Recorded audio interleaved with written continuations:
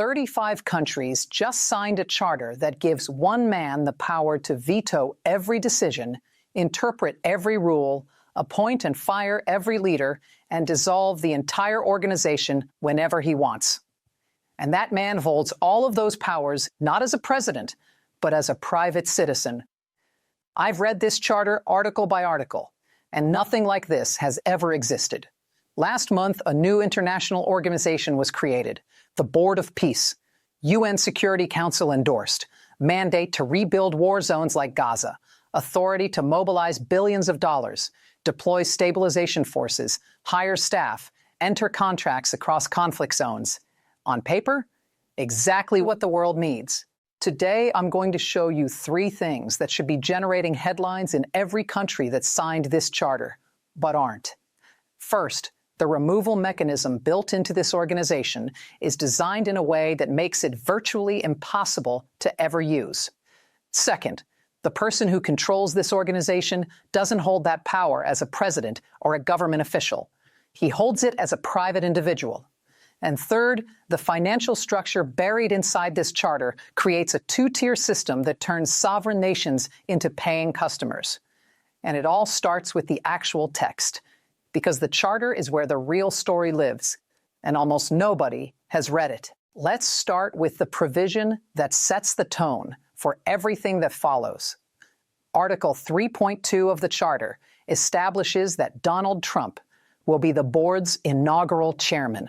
Now, on its own, that's not weird. New organizations have founding leaders all the time. The person who builds the thing usually runs it at the beginning. If the charter stopped right there, we wouldn't be having this conversation. But the charter doesn't stop there. And this is the first thing I told you about, the removal mechanism. Article 3.3 lays out exactly 2 conditions under which Trump can be replaced as chairman.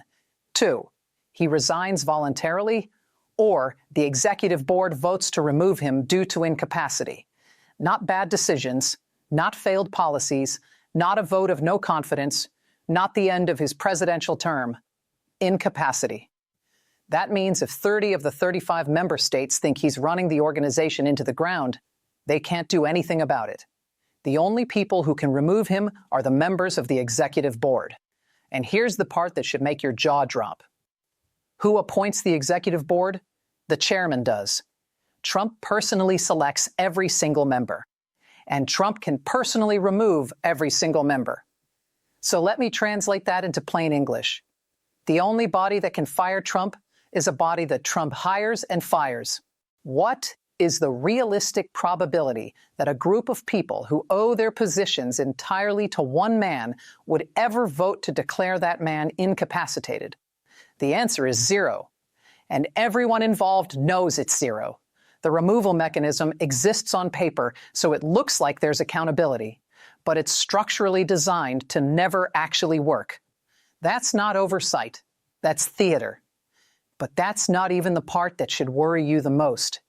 Because here's where we get to the second thing I told you about at the beginning, the one that changes the entire nature of this organization. The charter designates Trump personally as chairman, not in his capacity as President of the United States, not as the holder of the presidential office, not as a representative of the American government. Trump, the individual human being. The charter makes it crystal clear.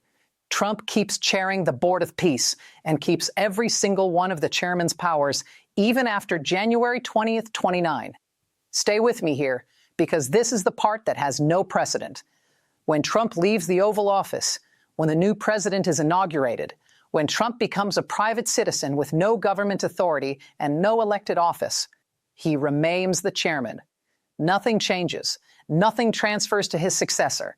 Nothing reverts to the United States government. The new president will have no authority over the Board of Peace. Donald Trump, the private citizen, will have total authority over it. That is what the charter says. That is what 35 countries signed. So what powers does this charter actually give a chairman who can't be removed and whose authority survives his presidency? Let's go article by article. Trump controls who gets in. The chairman decides which states get invited to join. No objective criteria. No application process, no geographic balance requirement. One person decides which sovereign nations participate and which get excluded. And according to reports, he's already used this power as a political weapon. He revoked Canada's invitation after Prime Minister Mark Carney gave a speech at Davos that Trump found objectionable. A sovereign nation expelled from an international organization because its leader said something the chairman didn't like. That's not institutional governance. That's personal rule. Trump controls who gets out. He can remove states from membership, subject to a 2/3 veto by the board. But think about how that veto actually functions. Trump chose which countries are in the room. The membership was hand-selected by the chairman.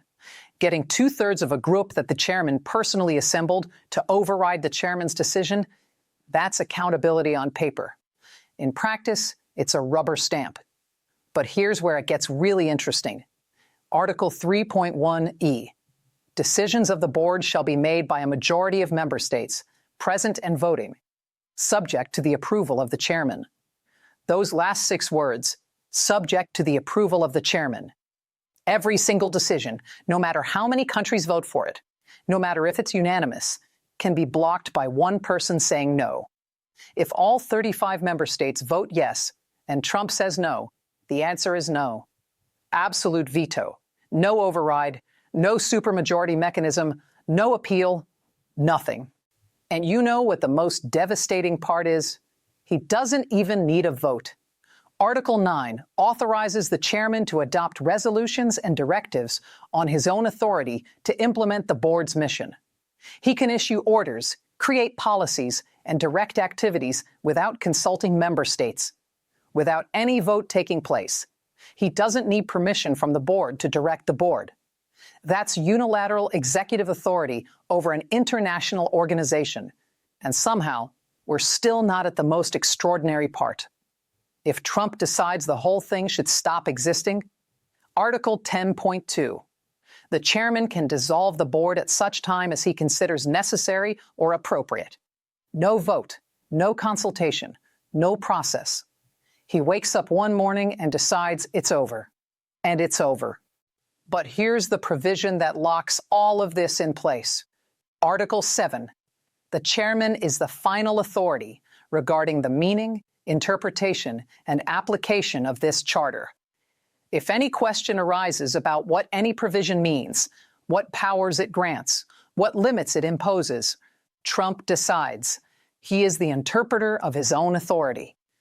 If a member state argues the charter limits his power, Trump has the authority to interpret the charter and decide whether that limitation exists. He's the judge, the jury, and the subject of the judgment. No independent judicial body, no arbitration mechanism, no external review. The chairman decides what the chairman's powers are. Every power I just listed, he decides what those powers mean. That's not just authority. That's authority over the definition of authority. 35 sovereign nations looked at that provision and signed anyway. Now pull back and see the full picture. One individual controls who joins, who leaves, what gets approved, what the rules mean, who runs the executive structure, and whether the organization continues to exist permanently. Every major international body ever created, the UN, the World Bank, NATO, the IMF, distributes power and builds in leadership transitions. The Board of Peace does neither. All authority, one person, no transition mechanism, none. And we still haven't gotten to the money. That's where this goes from unprecedented to something else entirely. This organization has a mandate to direct reconstruction in Gaza, where millions of people are living in rubble, waiting for the world to rebuild their homes, their hospitals, their schools. According to reports, estimates put the rebuilding cost as high as $70 billion. $70 billion. To put that in perspective, that's more than the entire annual GDP of most of the countries that signed this charter. And every dollar of that runs through an organization controlled entirely by one person with no accountability mechanism. So what happens when that money starts flowing? That's the third thing I told you about. Here's the price of a permanent seat. $1 billion in the first year. Article 2.2 makes it explicit. Pay it, and you're exempt from the 3-year term limit on membership. Don't pay it, and your membership expires. And you need Trump's personal invitation to get back in. Think about what that creates. A 2-tier system. The wealthiest contributors get permanent membership. Everyone else serves at the ongoing discretion of one person's willingness to invite them back. The countries with the deepest pockets get security. The countries without $1 billion to spare get dependency. And here's the irony that is absolutely brutal. According to reports, the Trump administration has not announced any commitments or contributions of funds to the board. $0 committed. $70 billion needed. And the person who controls how every dollar gets spent is the chairman, who answers to no one. $70 billion needed and 0 committed. So who actually steers where that money goes when it arrives? That's where the leadership appointments tell you everything. Look at who's been appointed. Rubio, Witkoff, Tony Blair, the head of the World Bank, the CEO of Apollo Global Management. Every single one selected personally by the chairman, removable personally by the chairman. The charter's own phrase, leaders of global stature selected by the chairman. Those last 3 words tell you everything about how this organization actually works. Now here's the question at the center of everything, and almost nobody is asking it. What happens on January 20th, 2029? A new president gets inaugurated. Trump leaves the White House. No government authority, no elected office, no constitutional power. But according to the charter that 35 countries signed, he's still the chairman. He still vetoes every decision. He still controls who's in and who's out. He still can dissolve the entire organization with no vote and no process. A private citizen with no government role will personally control an international organization endorsed by the UN Security Council. He'll decide which nations are in and which are out. He'll direct billions of dollars. He'll have unilateral authority over peace-building activities that affect millions of lives. Not as president, as a private citizen. The incoming president will lead the most powerful country on earth, but will have 0 power over an international organization that country created. You can't make this stuff up. Here's what everyone is missing. This isn't the end of the story. This is the beginning, because the board faces a ticking clock that makes every one of these questions urgent right now. The board's UN Security Council authorization for Gaza expires December 31st, 2027. That gives them roughly 2.5 years to raise $70 billion that nobody has committed, build an entire organization from scratch, and start rebuilding a place that's been bombed to rubble. And before a single brick gets laid in Gaza, before a single family gets a roof over their heads, this organization needs to find a headquarters, negotiate legal agreements with host states, some meeting parliamentary approval, hire an entire staff, and figure out whether it's building things itself or through contractors. If that mandate expires without renewal, the board's authority to act in Gaza vanishes. And that gap between what needs to happen and the time left to do it, that gap is where Gaza's future disappears. And the lesson here goes way beyond Gaza. What we're witnessing isn't just about one organization or one conflict zone. This is about the architecture of international power itself. And the lesson is simple.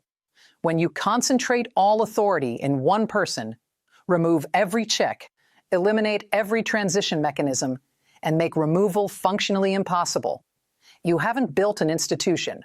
You've built a throne. Every outlet that covered the Board of Peace launch focused on Gaza reconstruction, on peace building, on the ceremony and the signatories, and the diplomatic statements. Those are real stories. Gaza needs rebuilding. Peace building matters. International cooperation is important work, but the Charter is the foundation of everything this organization is. And the Charter creates something that has never existed before. An organization with a global mandate and sweeping authority, endorsed by the UN Security Council, funded by sovereign nations, and controlled entirely by one private individual who cannot be meaningfully removed, whose authority survives his presidency, and who answers to no institutional check, no oversight body, and no accountability mechanism. How many of those 35 countries fully understood what they were signing? How many of their populations know what their governments agreed to? How many journalists covering the ceremony actually read the document? The document exists. The provisions are written in plain language. The powers are spelled out article by article. And what they describe is not a multilateral institution. By its own founding document, this is a personal fiefdom with international legal personality. Read the Charter. It's all right there. 35 countries signed a document giving one private individual permanent, unchecked control over an international organization with the power to reshape the post-conflict world. The clock is ticking toward 2027, and what happens next will determine whether this becomes the most powerful tool for peace building the world has ever seen, or the most powerful tool for one man the world has ever created. Subscribe and turn on notifications, because what happens with this Charter will affect all of us. And right now, almost nobody is paying attention.